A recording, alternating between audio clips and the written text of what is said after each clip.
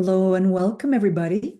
This is SK, your moderator. I want to welcome you to day 2 of the 14th annual Travel Beyond Film Festival. We are live online and coming to you with amazing slate of films today. This is the second film for Saturday. This is Ebrohimie Road, a museum of memory. This is featuring Africa's first Nobel Prize winner in literature, Wole Soyinka. And we have the director of the film today, Kola Tubosun. This film has been nominated for Best Feature Documentary and Best Activism Film. And I just want to say welcome to y'all on Facebook and welcome to y'all in the Zoom room. In the Zoom room here, if you are not a guest and you are not a host, do not put your camera on, do not put your microphone on. I also want to give a shout out to our social media team.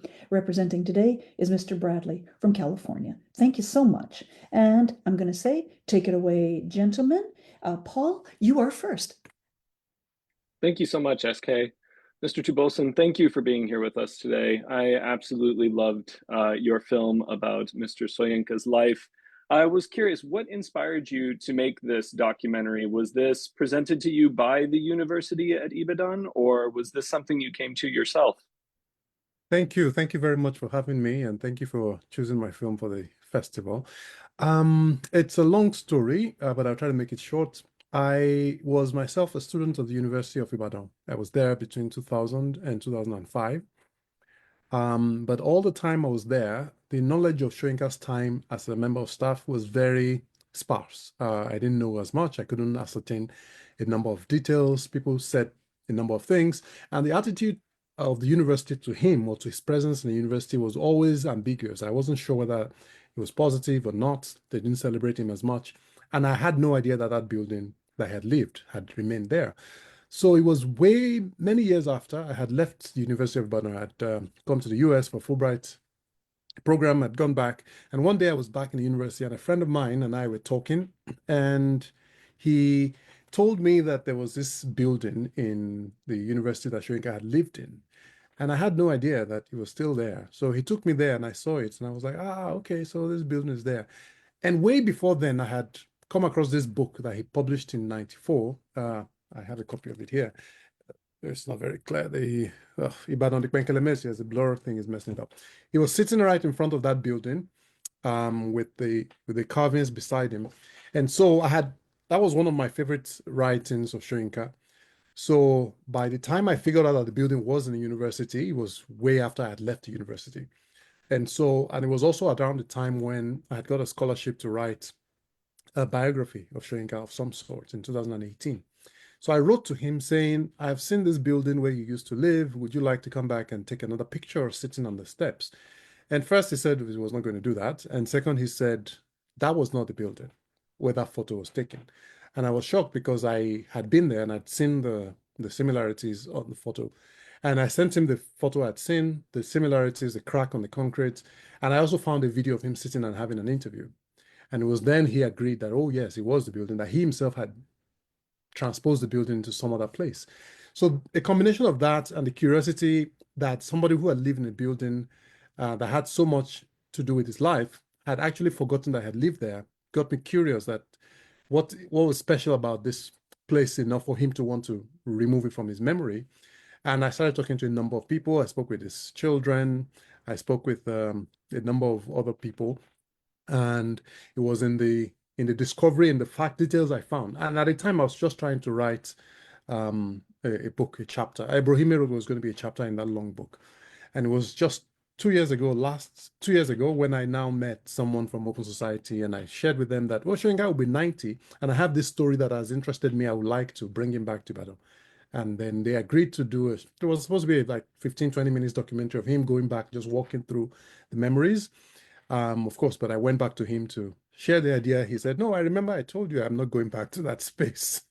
And so it was in that curiosity that I started now seriously thinking about, okay, why would you not want to go back? And every time I took the camera to people to talk to, I asked them the same question. After I asked all the other questions, I wanted to know, why would you think you wouldn't want to go back? And then I found out in the end, after I was doing the editing, that that was a more compelling angle that could tell a bigger story than just the building and where Shoyinka lived.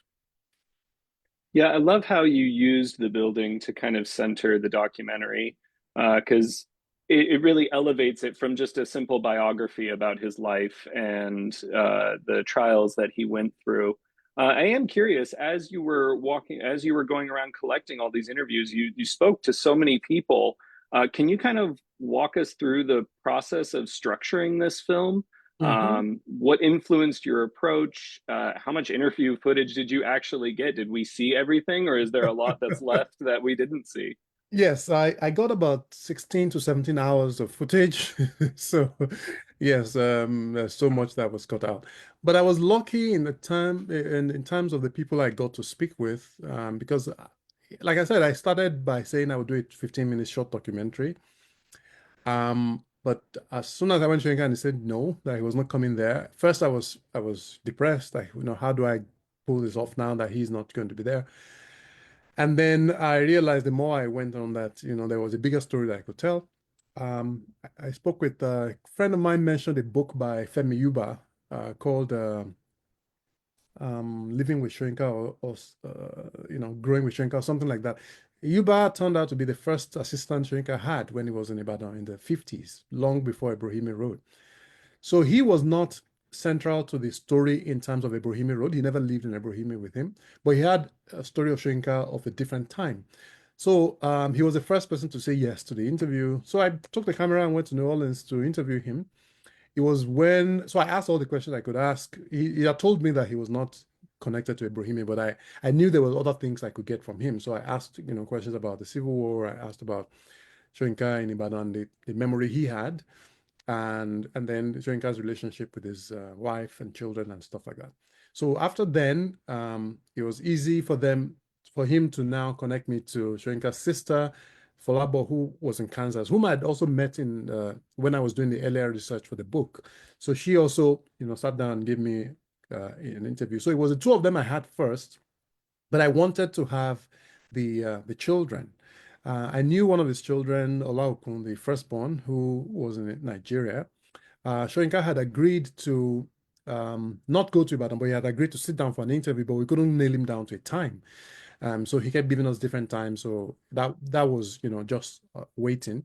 So I kept looking for as many people as possible to get before Shoinka so that if there was anything I could confirm and cross-check. And so after speaking with his sister in Kansas, I then got access to his daughter, Professor Kweibomi, who teaches in Ithaca. It took a while to get her to respond. I was sending her email to the wrong address, and after the second interview, I got the right address to send her an email to. And we were very excited about the premise of the story, which was to tell story of the house and the memories of those who live there. And in hindsight, I realized that was actually the best way to go through it because Shenka has always been very personal, private. If you had come to him and said, I wanted to write a story about your life, he would have said no. So even the children as well. But they knew that I wanted to explore the story of the house and those who have lived there. And they knew that mother had lived there longer than everyone else. So she agreed. And while we were talking about the scheduling, she told me, in passing that her sister was visiting. Her sister lived in Nigeria. She was just visiting for a few days. And I was like, oh, you have your sister with you? It would be nice to get the two of you together. And thankfully, she said yes. I was sick at the time. You couldn't tell from the interview the way we cut it off, but I was coughing almost every time behind the camera. And I had to, sometimes they're answering the question in such a beautiful way. And I had to hold myself to make sure I don't interrupt the answers so as not to mess up the scene. And a few weeks later, after I left them, I realized I'd given them the cough I had as well. Just terrible. So, it was happy. It was a happy accident to have the two of them in one place, which I think brought a lot of depth to the film. Spent about 3 hours with them in Maryland. And then after I got that was when I now started doing the Nigerian side of the interviews, which involved a number of people and then Shoyinka himself eventually and then his wife, who was the most reluctant to participate. Actually, we had wrapped the interviews. I had assumed after many, many tries that she was not going to join. And we started editing, and I thought I'd finished the editing, and I wasn't satisfied with how the film was. But I made a a last-ditch effort, I sent someone to, because she had promised to give us access to some photographs in the house. So we sent someone there to go look at the photos. And after the person left, I sent her like a gift basket. And then she responded, "Oh, these guys are so nice. Let them come. I'm going to do the interview after all." So I was like, okay, fine. So we went back and did the interview, and then we had to re-edit the whole thing. And I was very happy she did, because I always wanted her to, because even though Shoyinka is the most famous person who lived there, she was the most pivotal, I believe, because of how long she lived there, what role she played in the family, and what role she played in keeping the house for so long in the family and in memory. Yes, she definitely adds a lot, and I agree that if you just focused on Soyinka, she adds a level of personal depth to the house and a connection there that's wonderful. And going back, you should never underestimate the power of the gift basket. It definitely Yes, can open doors for sure. You touched on it briefly about the archival. I am very impressed with the amount of archival and footage that you were able to incorporate into your film. How did you come about all of that? Was it just through your connections? Was it through the school? No, well, I knew the archives was a very important part of the story. There are some items I already knew I needed to have. Some I knew existed, some I didn't know existed. So the photos of him in the war, the headlines, I knew many of them existed. I'd seen some of them before. So as soon before we even started the interview, I had commissioned someone to go to National Archives in Ibadan to start looking through from early 60s to 1971. I gave her the 10-year span to go through this archives and find anything that had Shoyinka's name, anything that had Civil War, anything that had University of Ibadan. I just give her a span, and when she found something, I was like, okay, that's fine, pursue that angle. So she got a number of news headlines, which are nice. There's this essay Shoyinka wrote in the 60s called "We Must Rethink the Outcome of This War." A very famous essay. I got him into trouble.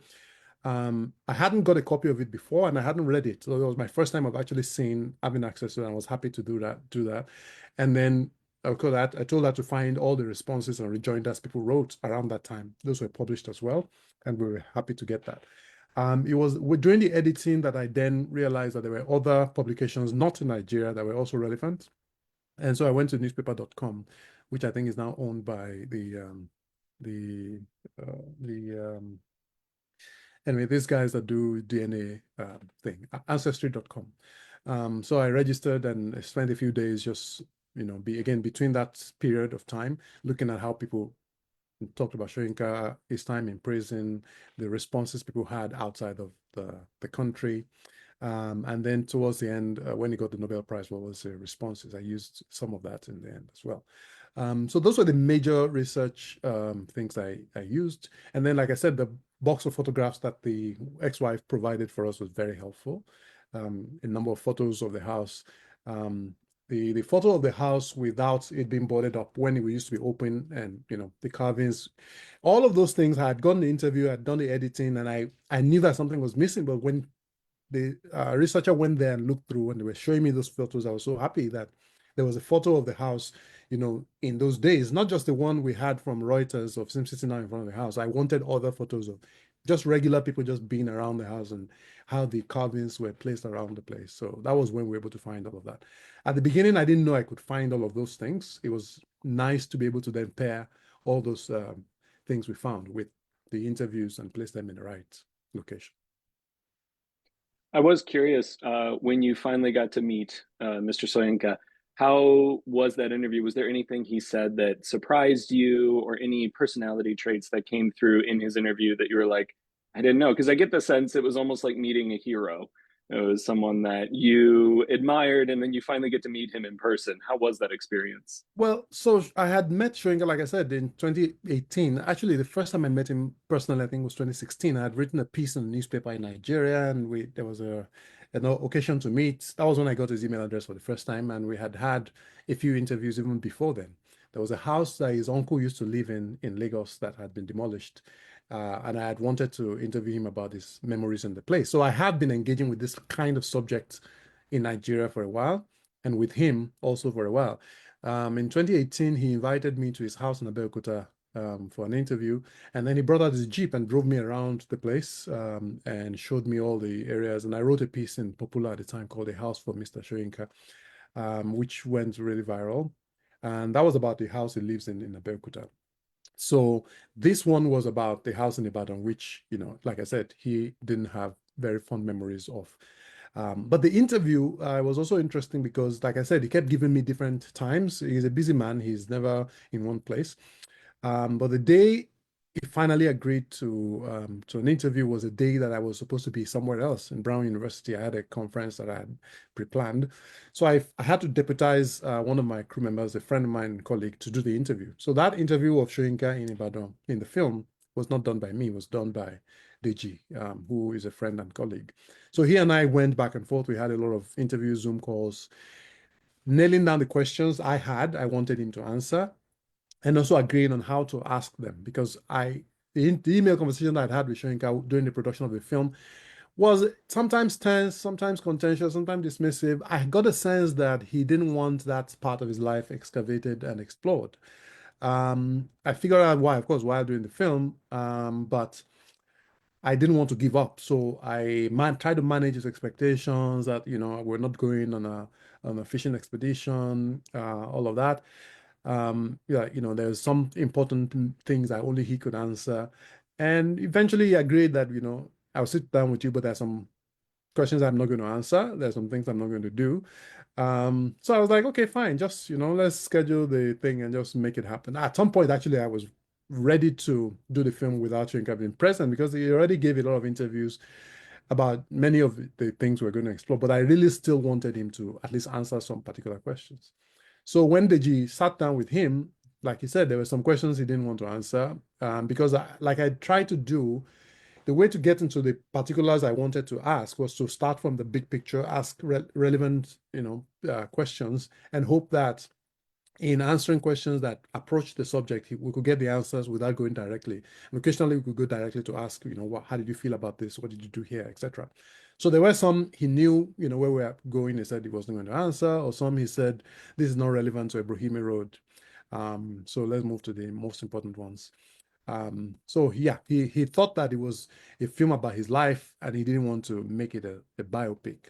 So yeah, that was what it was for the interview. But thankfully, the little time we had with him, I think we got about 30 minutes or so of interview or thereabouts, was still helpful enough to get all the things we wanted. And they were able to fit in the story because other people had already given us so much more of what we wanted. And at the end of the day, even though it's a story that connects with Shoyinka's life, it is not just about him. It's a story about the house and how memory plays a role in how we approach and go through life. Yes, that's beautifully said. But his interview does loom so large. You can just see his personality just come through in just that short interview with him. Like you said, he's not throughout the whole, or he's sprinkled throughout the whole film, but he's not the main subject of the whole film, but even his personality is there. As you've shared this film around in the community, so you've had several screenings at Ibadan, you've been to Lagos, I've seen, and you've also shared it here in the States. How's the reception been to the film? Have you had any surprise reception and maybe even negative towards it, or has it all been, yeah, how is it? People have loved it. I have been quite impressed by the reception. One of the things I wanted to make sure was that it's a film that can transcend any culture. It's a story about this random Nigerian writer who became a Nobel Prize winner. But the themes are themes that any human can relate with. It's a story about memory, a story about family, a story about a place and how we remember, how we forget, how a place can mean positively to somebody and mean negatively to another person. Everywhere I've been, people have given, really, really interesting responses. I haven't had any negative reaction so far. Wonderful. Well, thank you, Mr. Tubosun. Those are all of my questions. I'm going to pass it off to my co-host, Thomas, now. Thank you. Thank you very much, Paul. We're so pleased to welcome you to the 14th Travel Beyond Film Festival. Kola Tubosun, I would really like to ask you more about the process of the film and its relationship to memory. You had said in the film that the film is more than a trip down memory lane. It is an adventure into retrieval. Was this an idea that you had before this, or I wanted to find out where that idea for as a house being a storage place for memories that we can retrieve in various different ways. Is that something you experienced in other parts of your life? Yes.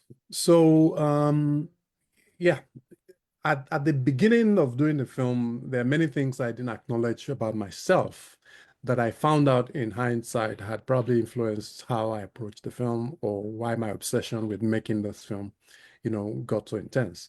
I grew up in Ibadan as well, a different part of Ibadan. And I remember there was a house we lived in where I was born. I was the first child born in that house. And actually, people named Kola Wole in Yoruba are usually the first boys born in a new house. So we lived there. The house was built, I think, 79 or so. I was born 81.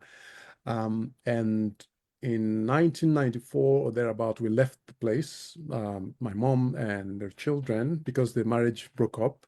And so it was a very traumatic event. I was 13 or 14, I believe, at the time.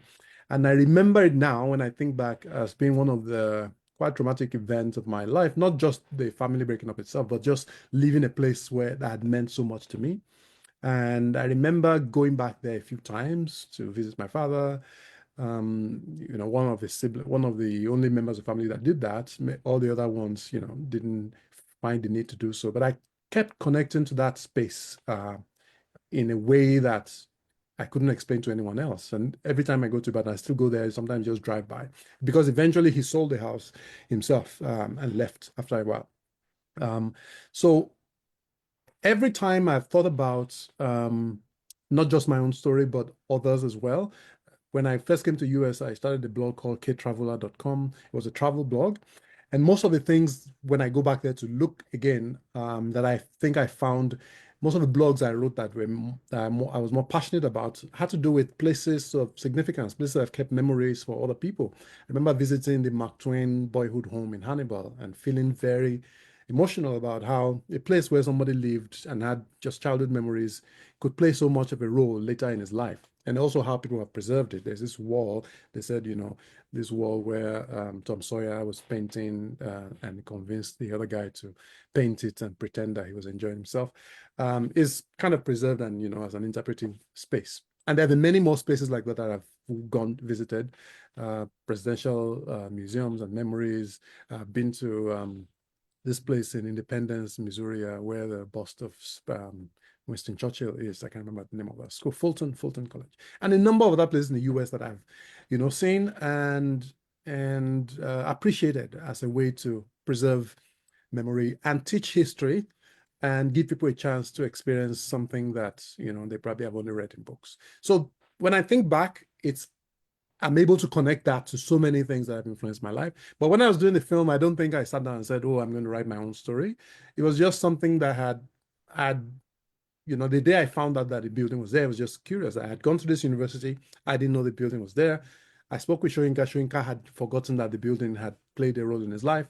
And yes, there was all the stories that I kept finding that connected to it. It would be nice to tell the story first for myself, to put it on a screen where I could enjoy it, and then share it with the world so that I could fill a void in the history of Nigeria. And also, I guess, as a tribute to Soyinka himself, present him to the world in a way that people don't always see. Everybody knows him as this global writer, playwright, but as a human being and man, and how he grew up, and the children especially, how they grew up, what the memories they had, which is similar to what I had when I was growing up in Akubo. It was something I could, work on. One of the lovely things about your film that it made me think is that, yes, you're telling the story of Mr. Soyinka and his life in the house, but also in a way you're telling the story of the house and how the house lives with various people in it. And it's almost, it made me think that a house has its own life, and we spend a little of our lives inside of the house, and then your house outlives you. We are like little pets that spend a little lifespan inside of the house. Yeah.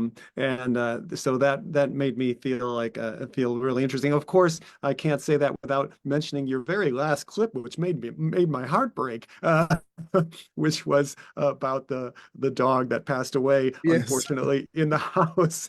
Yes. So That Scott. particular scene actually had got a lot of interesting responses too. At the beginning, when I first screened it at I think Kentucky, there was a LSA conference there. I couldn't attend, but someone went there, and I was asking them what was the response to that particular clip because I wasn't sure whether I could leave it in. I knew that many Nigerians could understand, appreciate, probably understand the significance for Ola Okun, who for some reason I kept that memory in his mind for so long. But I was worried about, the Western response to it and, how we feel about pets and stuff like that. And so apparently after the conference, it took the 20 more minutes of people just arguing about the significance of that. I think somebody said, because Soyinka, who is fond of Ogun, who is a Yoruba god of war and who is often used, is often appeased with dogs and stuff like that, that maybe that was the significance of the ritual, appeasement and stuff like that. It was just interesting academic debates that people were having about it, which I hadn't thought about and which actually wasn't my intention.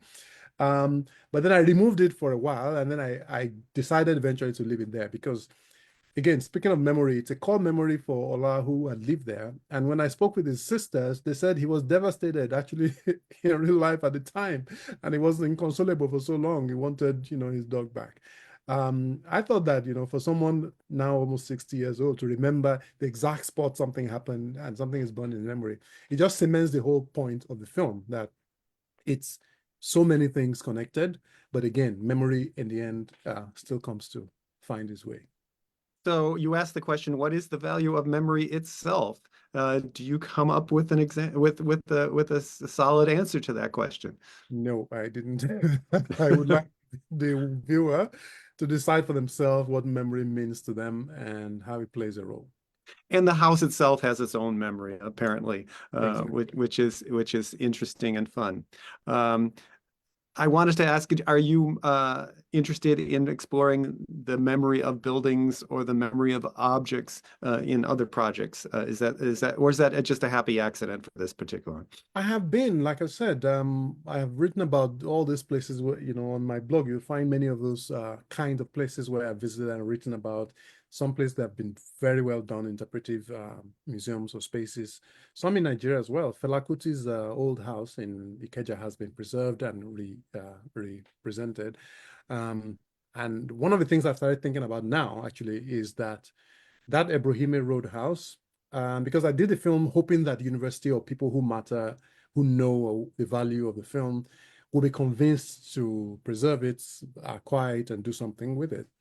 But I mean, people said, "Oh yeah, this should happen, this should happen." But the more I look, the more I realize people are happy to just say this something should happen, without having actually, the willingness to do something about it. So I'm exploring the opportunity of using this film as a way to raise awareness and actually start doing something myself, either to acquire the building, to preserve it, and to do something to actually do the thing that I'd hope the film itself would do, more physically and more tangibly.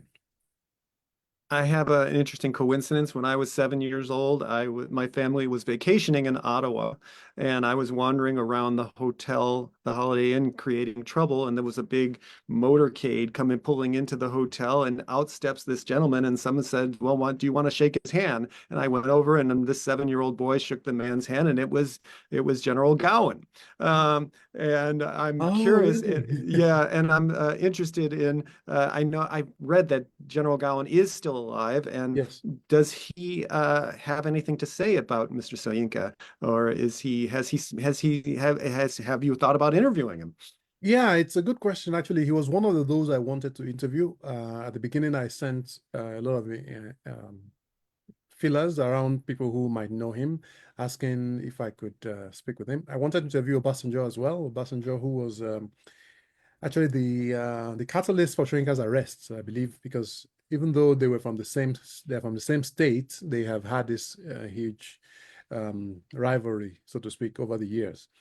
So I wanted to interview him too, and I sent him an invitation to him. So none of them responded. And then I decided at some point to use footage of interviews they had already given about the war for the film. But throughout the editing process, I realized that if I went too deep in the direction of the war itself, it would take the movie off the course I was going because it was just getting too long. And I was like, okay, if I have to decide, some other person, Awam Ampa, a professor in New York University, Abu Dhabi, was already doing this film called The Man Died, which focused used the book Soyinka wrote in the 70s about his time in prison to do a feature film. And that I knew, I suspected was going to delve deep into the war itself, the causes, the personalities.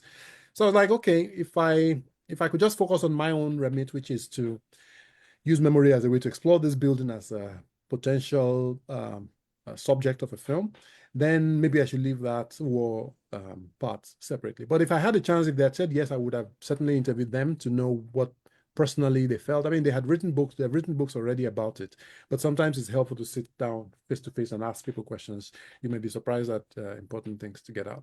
But he's still alive, and if I get a chance, I will certainly interview him. I don't think he's seen the film. I'm trying to find a way to get it to be more widely accessible to people, maybe on Netflix or Amazon or whatever. Hopefully that continues to get conversation started, and maybe we'll get people like that to opine. Thank you. I'm going to pass it off to my co-host, Mark. Thank you, Thank you so much. Thank you so much, Thomas. I'm glad to be here today to ask you a number of questions. And since I'm from France and I was a French student in high school, the first thing I will say is your film is very Proustian, all about memory and triggers. And I absolutely love that aspect. But also, as a French student in high school, I was exposed to, of course, the writings of Léopold Sédar Senghor, Aimé Césaire, La Négritude. And so when I did a little bit of research before this Q&A, I realized that Professor Soyinka has some clear criticism of negritude. Do you want to elaborate on that point, please? Well, yes. I think in the 60s, there was this huge conversation about negritude, and Senghor and the rest of them believed that it was a role of African writers to exert themselves as Africans in literature. And those who wrote in English, I think, had a different perspective, especially Soyinka was the most notorious of them, who felt that if you could write creatively, it shouldn't matter what language you use or what kind of idioms you use, as long as you are writing great literature. And he had this famous quote that a tiger doesn't proclaim its tigritude. It just that when you walk by the forest and you see bones of a duiker or something on the ground, you know that a tigritude has happened there. The animal does what it does. It doesn't have to tell everybody that it's a tiger before you know it is. And I found that quite interesting. Yeah, there was this. The 60s were quite an interesting time, I think, for literature conversations. And yeah, it never gets boring when you read about the conversations they had. No, absolutely. It gave a whole new perspective on what I studied many years ago. Now you speak about language. I have another question for you. The diacritical symbols for the Yoruba language. Can you tell us more about their function? In fact, they're beautifully put in focus here with your name. How are they constructed and what is their purpose? So I insist on writing my name with the diacritic usually because it's part of the orthography as was designed in the 60s.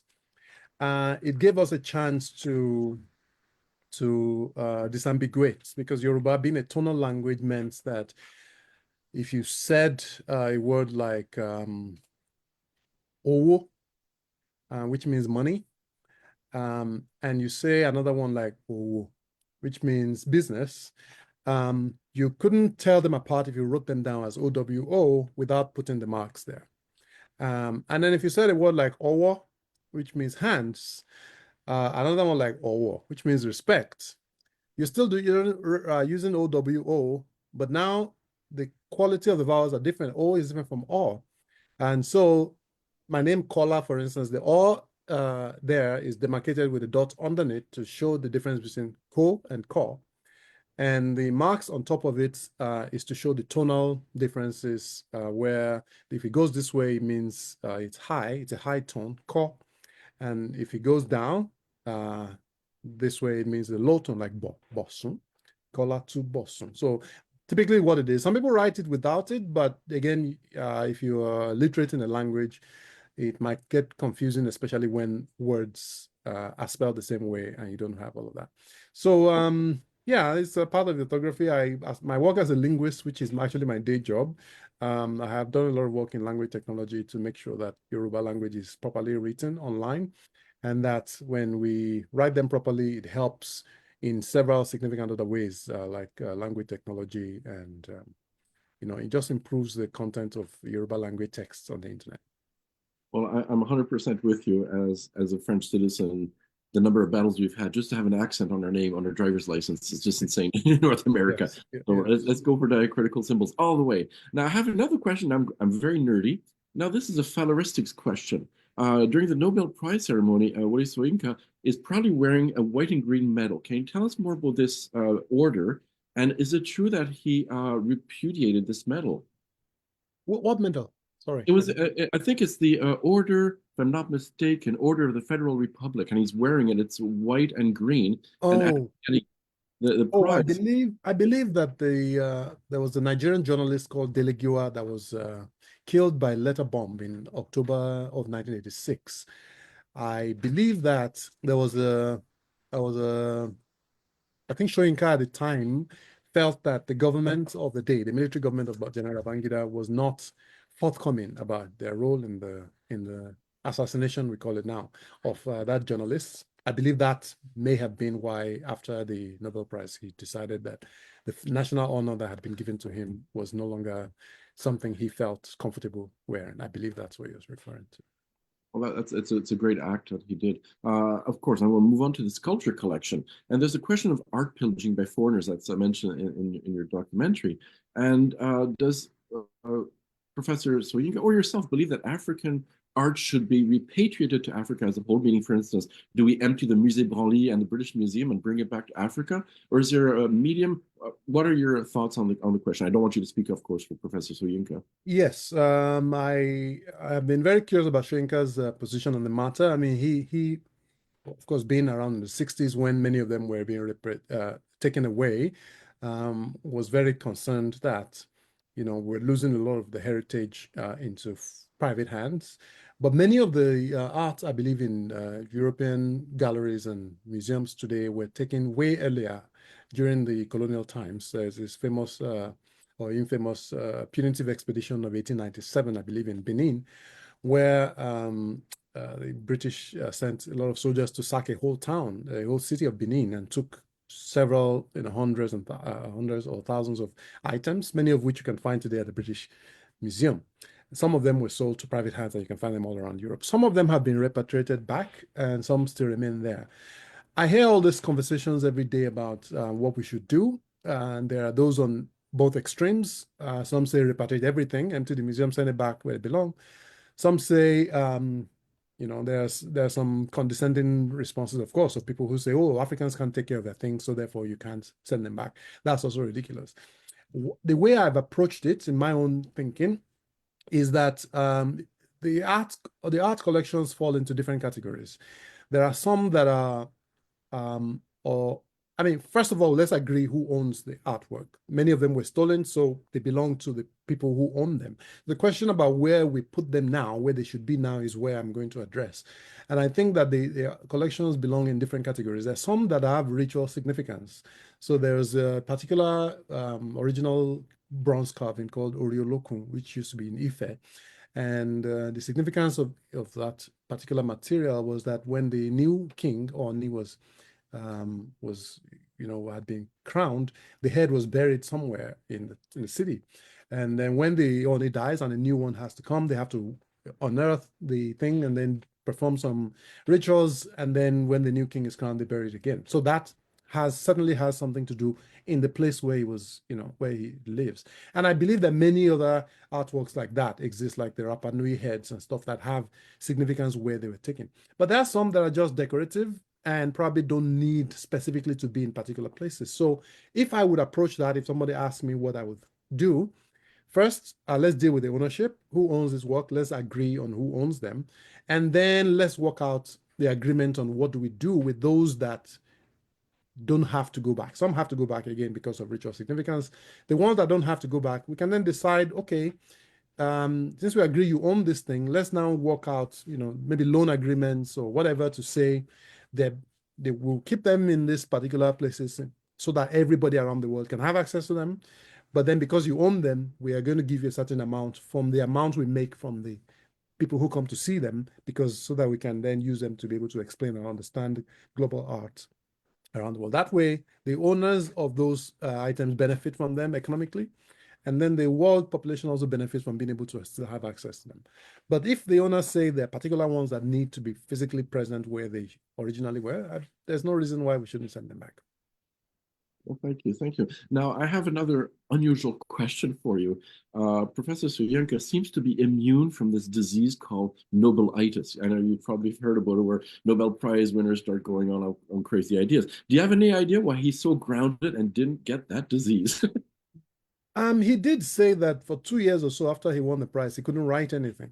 And you can understand that he said he lost whatever was left of his anonymity, and he couldn't do anything without being, pulled left and right. He seems to have found a way to get himself back. It probably helps that he had a house in the bush. He went to build this huge mansion in the jungle, away from everyone else, where he could hide.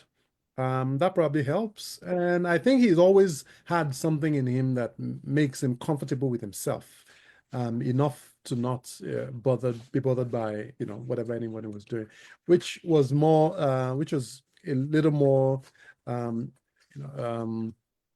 reinforced when I was doing the film, when, he would always say, I'm not doing any film about myself, this is not. And even when we were trying to get him to come to participate in the Q&A, it was the same.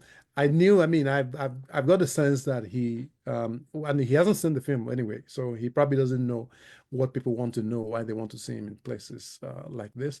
But he tends to, he's balanced enough to decide for himself what he thinks he owes the world. And when he decides that he doesn't owe anybody anything, he's able to also shut it down without blinking an eyelid. It's kind of an interesting personality quirk. That's really wonderful. Now, one of the issues that was not so overt in your documentary, but it's there, is the importance of the Nigerian expat community. You are everywhere, correct? Well, Nigerians are everywhere, yes, indeed. Now, is this how, like, proportion wise, like, certain countries you can say there are as many outside the country as in the country. Do you have any idea of the proportion of Nigerians outside of Nigeria, and what role can they play in the future of the country? I don't know how many of us are outside. I know that Nigerian population is supposed to be 70 million. I don't believe there are up to 70 million Nigerians outside the country, but we do have this saying that if you go anywhere in the world and you don't find a Nigerian, you should probably leave. It's probably a bad place. Nigerians would be everywhere. You go to North Pole, you will find a Nigerian there doing something. Or you find a Nigerian you'll find a half Nigerian anywhere. A half Nigerian, half Chinese, half Vietnamese. We're just going everywhere.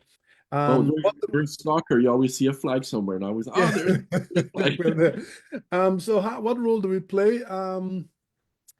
I don't know whether Nigerians put it on themselves to to represent the country in some way. I mean, we feel grounded in some way. I hear this thing about Nigerians being cocky. I've heard that from many people, especially South Africa, I believe, where we tend to occupy space wherever we go, and we're comfortable being in those spaces as much as we are when we go back home. So you find, I've heard a lot of Americans wonder why a lot of Nigerian Americans, they keep going back home at least once every year.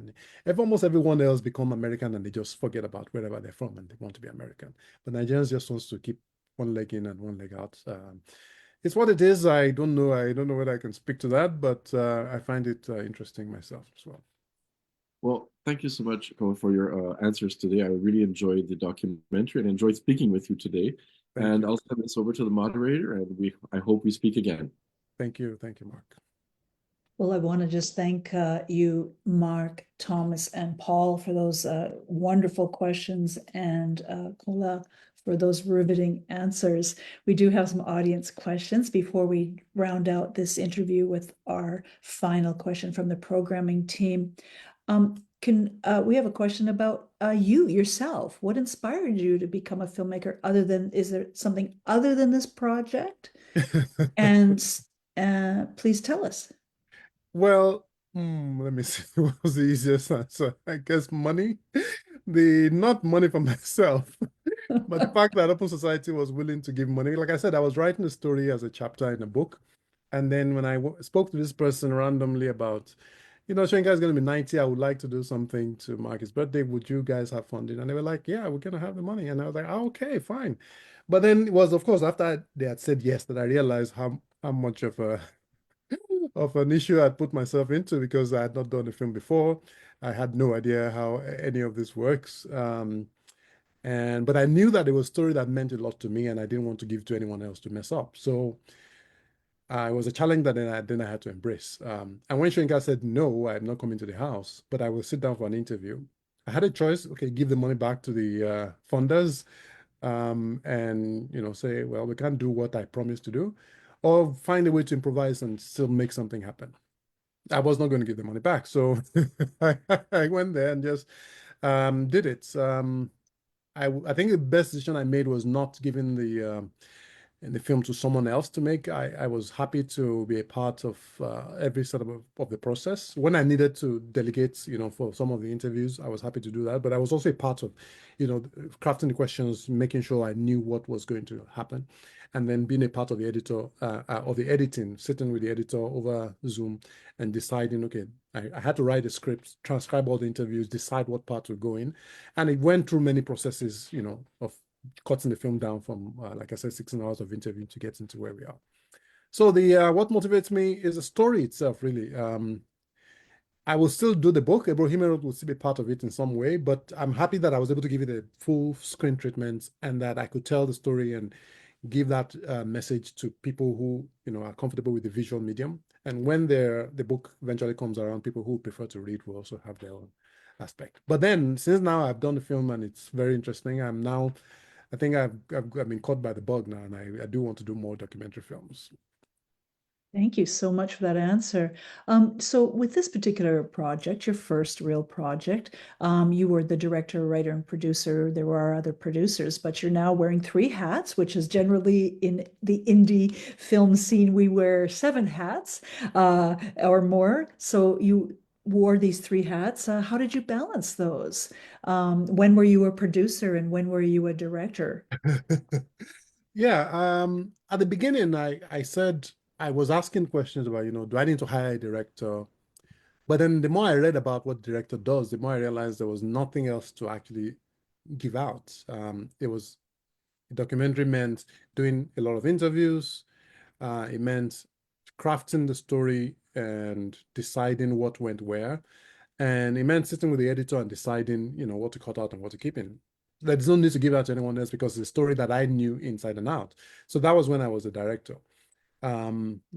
Each interview scene, I mean, for the interviews I conducted myself, I had total control of what to do there. And then when was I the writer? When the film was finished, at the beginning I wanted to narrate it myself, and then I listened to my own voice and I decided, no, that's not a good idea. And then I found a friend of mine, Femi Olufowoju, who is an actor and who was willing to help narrate. So I wrote the script. I wrote him a long script. He was in the UK. I was here. So he went to the studio. I'd worked with him before, so I knew he could do the work. And he sent me the audio, and I cut out what I needed and sent it to the editor, and then we put it in the right places. Sometimes a part didn't work. We had to move them to a different place. And sometimes even my linguistics knowledge came through when some parts of his narration probably didn't have the inflection I wanted, and we're able to use, tools of new speech recognition, AI, etc., to augment what he had already recorded with his permission, to fix particular errors in the narration instead of sending him back to the studio. And when was I the producer? Well, I got the funding, so I guess that's what the producers do. And that was it. And I found the cinematographer, Tunde Kelani, who is a very important Nigerian film maker himself, was very helpful. So I made him a co-producer as well as Mr. Jide Bello, who was also very present at the very beginning of the conception of the film. So sometimes I would go back to them and ask questions about who to interview, what kind of problems we're having, all of that. It was nice to have people to bounce ideas off of. Thank you for that answer. Before we go back to one of our audience questions, now earlier you tried to show us a book that you wrote, but because you have your blurred screen, we're not Yes. able to see it unless you were to hold it right in front of your face. So we don't want you to do that. But tell us the title of your book and where folks can buy it, please. Well, this was the one I was trying to show you was not my book. It was showing us Ibadan Benkele Messiers, which is, let me remove the blur. Ah, Yeah. now we can see it. Thank you. Yes, that's he wrote this in 1994. It's a story of his time in Ibadan before he came to live in Ebrohimie Road. So that's him in front of that house sitting down there. And that was probably why he assumed that that was where he lived way before Ebrohimie Road came. Which So my was the own wrong, books, which was yes. the wrong step you found out. Yeah, it later was on. yes, yeah, exactly. So my own books, I've written, published 3 collections of poems. One was called Edwardsville by Heart. That was my first collection. Is a I lived for 3 years in Southern Illinois, first as a Fulbright scholar and then 2 years as a grad student and teacher. And that it was a collection of poems that I used to try to document my time there. Again, speaking of memory. And the second one, published in 2021, is called Igba, which is a translated collection. It was a collection of poems by an American professor, Emily Grossholz, and then I translated the works into Yoruba. And so it's a bilingual edition with both English and Yoruba. And then recently, last year, I published issue at the library, which is also a collection of poems about my time in the UK during the pandemic.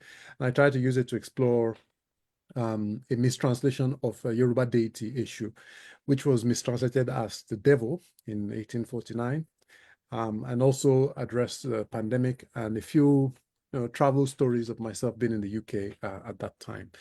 If you go to kolatubosun.com, you will find a link to many of these books. Oh, I'm also the series editor of Best Literary Translations, which is an annual book published by Deep Vellum that has translations into English from writers across the world, published in the United States.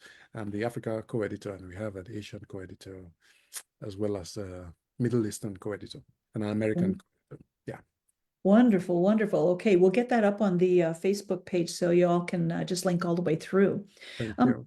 We wanted to know, did you have any difficulty balancing the authentic sort of cultural representation with the need to create this compelling narrative for a global audience? No, not really. I always knew that because Schoenhardt won a Nobel Prize, it was already a global figure. There was nothing I needed to do to add or remove from that.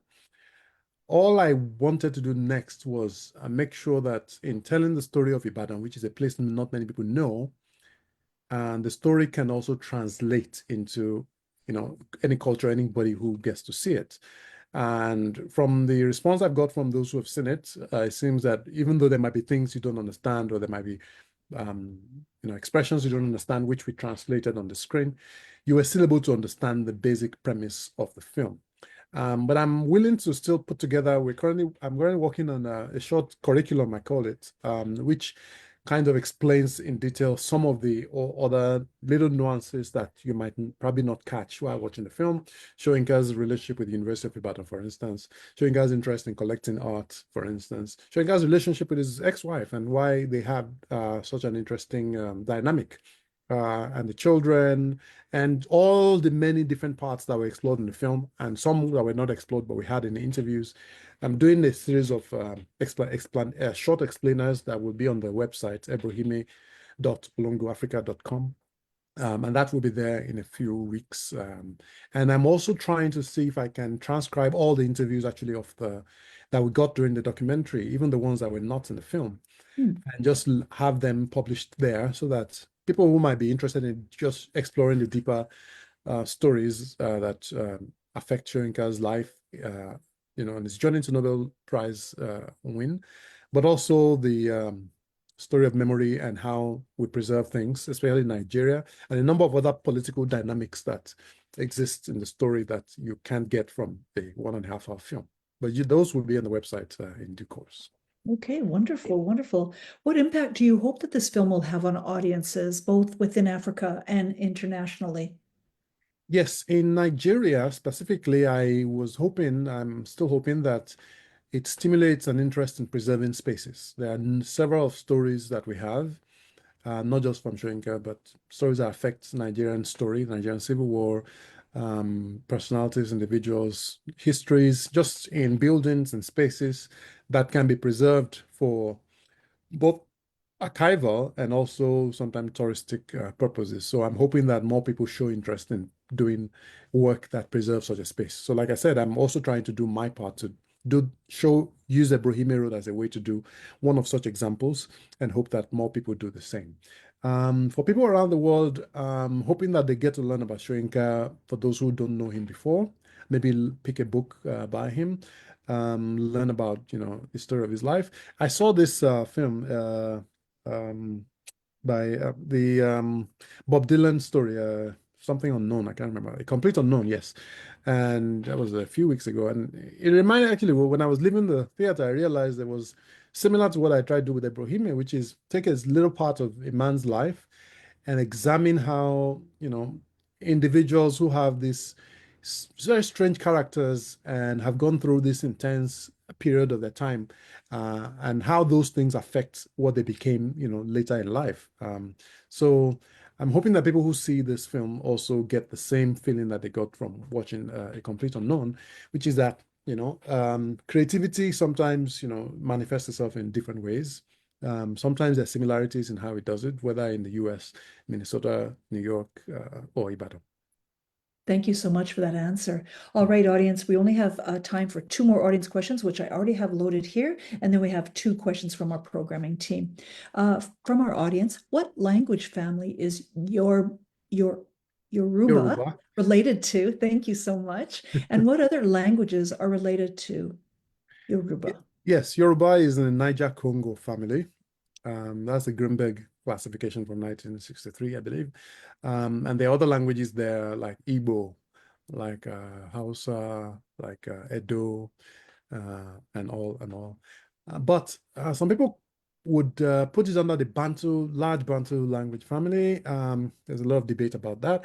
But there was a time I went to Kenya and, did a word list translation for Swahili and found a number of expressions that mean the same thing in Swahili as in Yoruba, which is strange because Kenya and Nigeria are like 6 hours apart. So, but human migration is a very interesting thing. You never know, there could have been, huge migrations that transmit the language over different, distances. But it's quite strange to have language in way back in East Africa, that has similarities to Nigeria, and you look for the languages in between them and they don't have that same similarity. So, and there were no airplanes. So how could that have been?